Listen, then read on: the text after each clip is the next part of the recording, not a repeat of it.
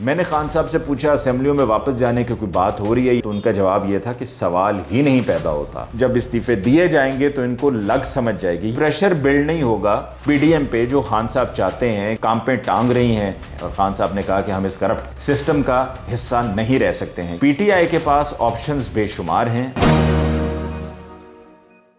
अस्सलाम वालेकुम मोअज़्ज़ज़ ख़वातीन व हज़रात, मैं हूं वली मुमताज़ और आपको खुशामदीद कहता हूं अपने आज के वीलॉग पर। आज के वीलॉग में मैं आपको तफसील बताऊंगा कि जो खान साहब ने कल रावलपिंडी के जलसे में ऐलान किया कि हम असेंबलियों से निकल रहे हैं, वो कैसे इम्प्लीमेंट होगा।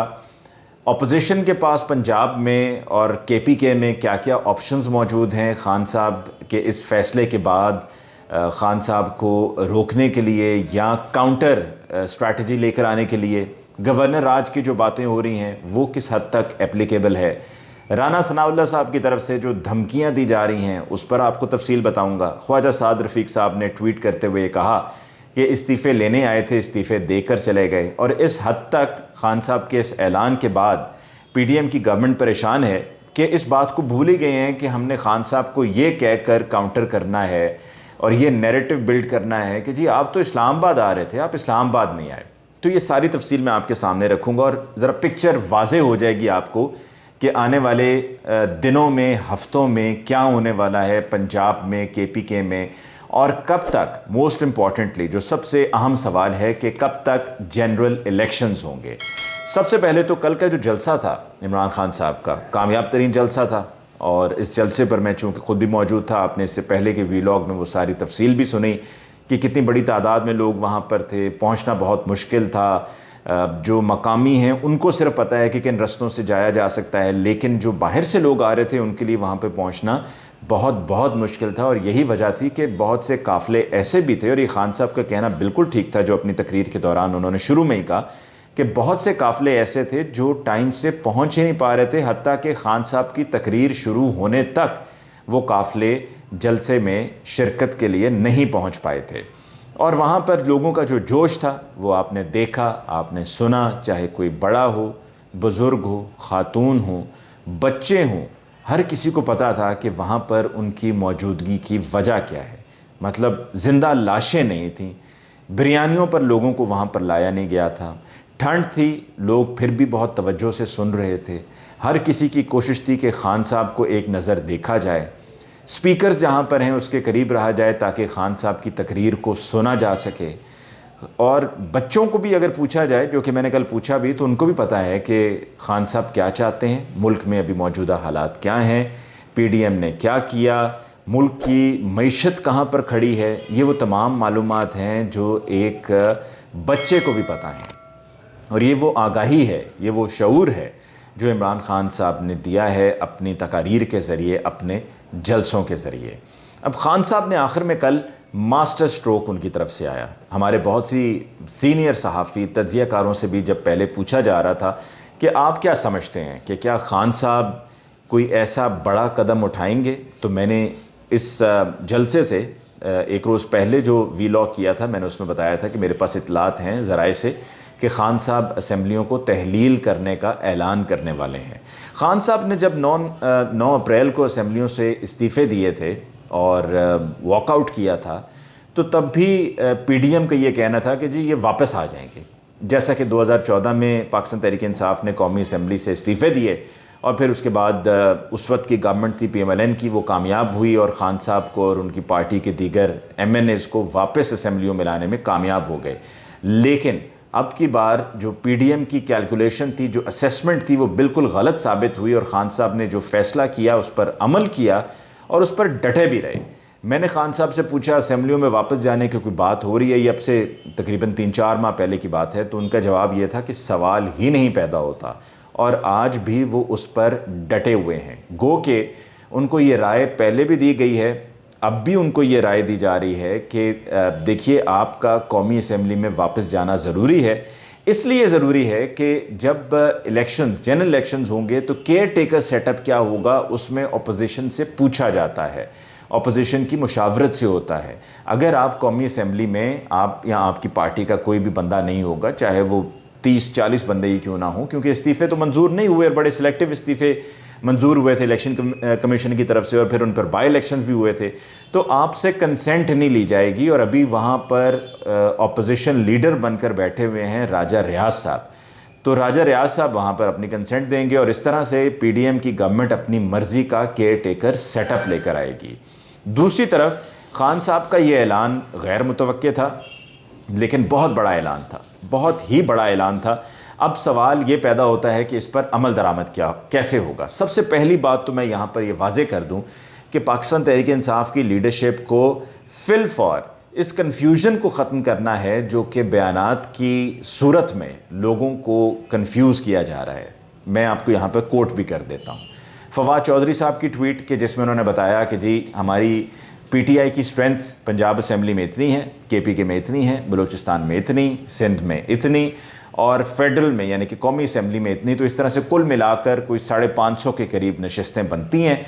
इस पर जब आप इंतखाबात करवाएंगे हमारे इस्तीफ़ों के बाद तो यकीनन एक बहुत बड़ी तादाद है और ऐसा करना मुमकिन नहीं होगा। ये फवाद चौधरी साहब की ट्वीट है। फिर इसी तरह से चौधरी परवेज़ इलाही साहब का भी बयान चल रहा था, उसमें चौधरी परवेज़ इलाही साहब भी ये लफ्ज़ इस्तीफ़ों की बात कर रहे थे कि जी इस्तीफ़ों की बात करके तो अब पीडीएम को तो कुछ समझ में नहीं आ रहा है और जब इस्तीफ़े दिए जाएंगे तो इनको लग समझ जाएगी। ये चौधरी परवेज़ इलाही साहब का बयान आज चल रहा था, तब से कुछ ही देर पहले की बात है। देखिए, अगर इमरान खान साहब इस्तीफ़े देते हैं, उनकी पार्टी इस्तीफ़े देती है, चौधरी परवेज़ इलाही साहब, मोनस इलाही साहब ने अपना जो पॉइंट ऑफ व्यू है वो वाजे कर दिया और उनका कहना है कि जी हम खान साहब के साथ खड़े हैं। अगर वो इस्तीफ़े देते हैं तो इस्तीफ़े देने की सूरत में केपीके असेंबली से, पंजाब असेंबली से ख़ास तौर पे वही होगा जो कौमी असेंबली में हुआ। कौमी असेंबली में राजा रियाज और साथ में और लोग थे, वो मिलकर फिर वहीं पर बैठे रहे, उन्होंने इस्तीफ़े नहीं दिए और इस तरह से वो अपोजिशन बन गए और वहाँ पर अपोजिशन लीडर भी बन गए। यहाँ पर पंजाब में भी, केपीके में भी अगर ऐसा हुआ तो मेजॉरिटी होगी पीएमएलएन की और केपीके में पीडीएम की, और वो इस तरीके से गवर्नमेंट फॉर्म कर सकते हैं।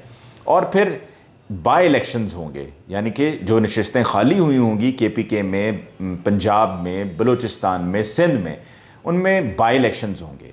और बाई इलेक्शंस होने के बाद जब भी जो भी मुंतखब होकर आएगा उनकी जो मुद्दत है वो मुद्दत वही रहेगी जो अभी करंट असेंबली की है, पंजाब असेंबली की, सिंध की, बलूचिस्तान की, केपीके की। यानी कि अगर अगले साल अगस्त में जाके टर्म कंप्लीट होनी है तो समझिए कि वो बाई इलेक्शंस होंगे और बाई इलेक्शंस में वो सिर्फ उतनी ही टर्म कंप्लीट करके अपने अपने घरों को वापस लौट जाएंगे और फिर जनरल इलेक्शंस अनाउंस हो जाएंगे। यानी कि वो इतना ही आपके पास टाइम पीरियड होगा। इससे वो प्रेशर बिल्ड नहीं होगा पीडीएम पे जो खान साहब चाहते हैं कि उन पर प्रेशर बिल्ड किया जाए कि वो जनरल इलेक्शंस की तरफ जाएं और उनके पास कोई और ऑप्शन ना बचे। वैसे जो खान साहब ने ऐलान किया है उसके बाद होश उड़े हुए हैं, घबराहट उरूज पर है, कांपें टांग रही हैं, समझ में नहीं आ रहा है कि इसको काउंटर कैसे करें और हमारे पास इसको हम इस पर क्या बयानियाँ बिल्ड करें।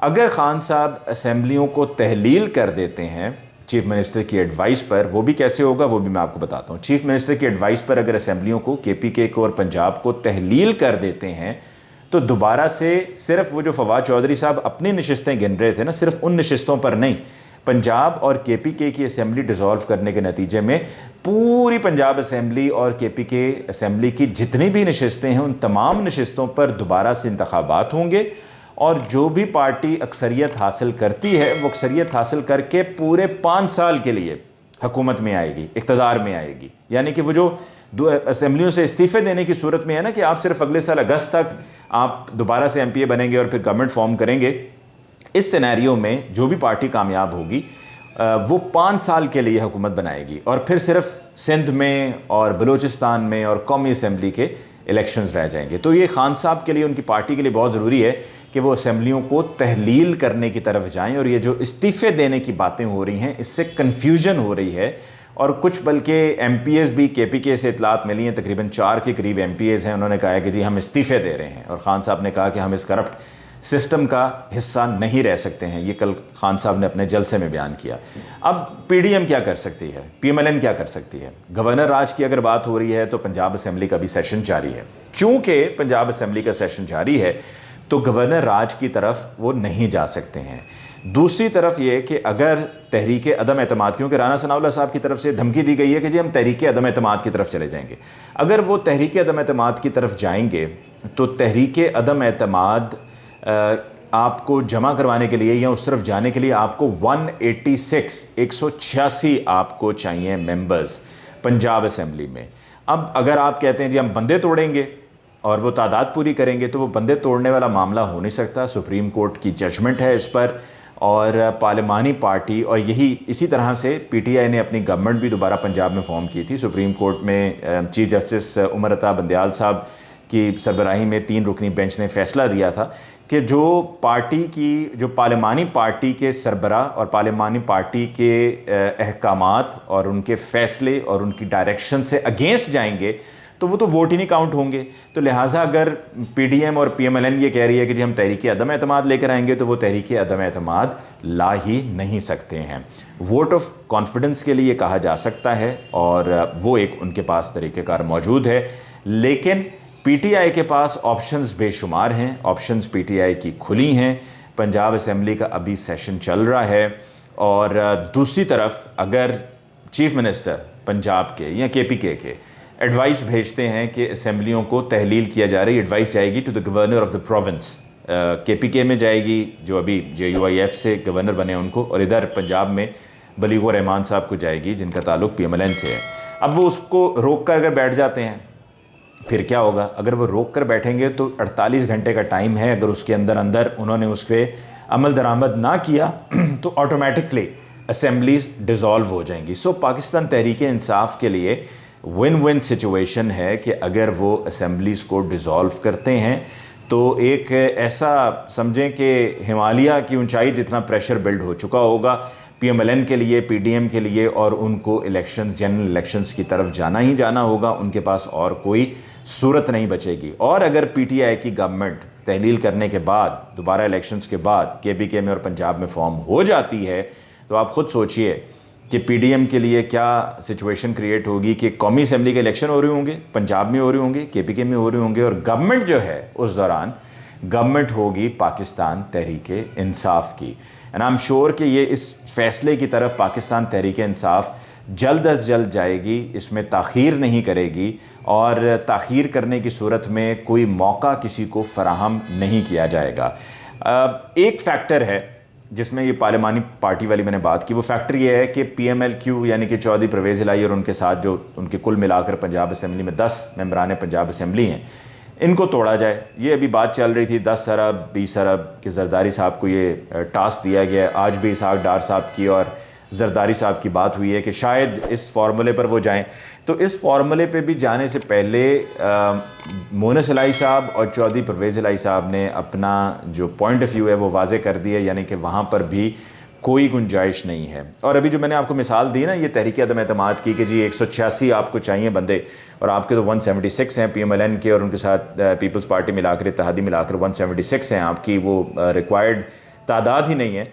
तो इसी तरह KPK में तो आपकी 2/3 अक्सरियत ही नहीं है। 2/3 अक्सरियत तो KPK में पाकिस्तान तहरीक इंसाफ की है, और बल्कि वहाँ पर तो पाकिस्तान तहरीक इंसाफ ने किसी के साथ कोलिशन गवर्नमेंट भी फॉर्म नहीं की हुई है। वहाँ पर सिंगल हैंडेडली पाकिस्तान तहरीक इंसाफ की बहुत ही मुस्तहकम पोजीशन है 2/3 अक्सरियत के साथ, तो वहाँ पर भी बिल्कुल पॉसिबिलिटी नहीं है।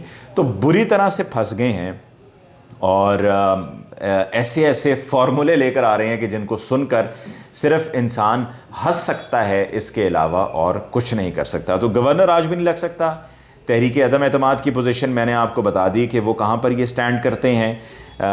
एक ही हल है, वाहिद हल है, और वो वाहिद हल है कि जनरल इलेक्शंस की तरफ जाया जाए ताकि पूरे मुल्क में बैक वक्त इलेक्शंस हों और मौका मिले अवाम को कि वो अपने वोट की ताकत से मुंतखब करें, चाहे वो किसी को भी मुंतखब करना चाहते हैं, चाहे वो किसी भी पॉलिटिकल पार्टी को मुंतखब करना चाहते हैं, वो अपनी वोट की ताकत से मुंतखब करें और ताकत के ऐवानों में लेकर आएँ। इसके साथ ही मुझे अली मुमताज़ को इस वीडियो लॉग से दीजिए इजाज़त। अल्लाह निगहबान।